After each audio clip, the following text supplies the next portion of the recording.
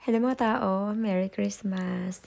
So for today's Christmas Giving Charity Program po natin ngayong 2024 ay mamimigay po tayo ng mga payong at kapote para sa 38 student na mga katutubo sa Balogan National High School.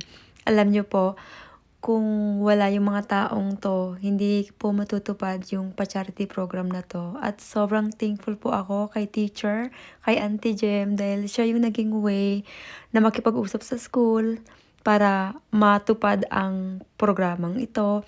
At thank you din po kay Madam Mariscal at syempre kay Auntie Melina. Sobrang alam ko yung hirap niya maya't maya punta sa department store para lang makahanap ng maraming pieces ng mga raincoat at payong ng pare-parehas.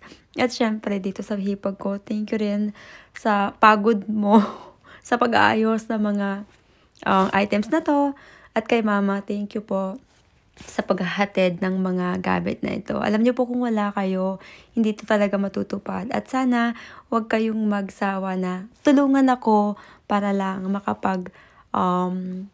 makapagpa-charity program natin kahit na low budget lang. So, palagi ko nga pong sinasabi na you don't have to be rich to help.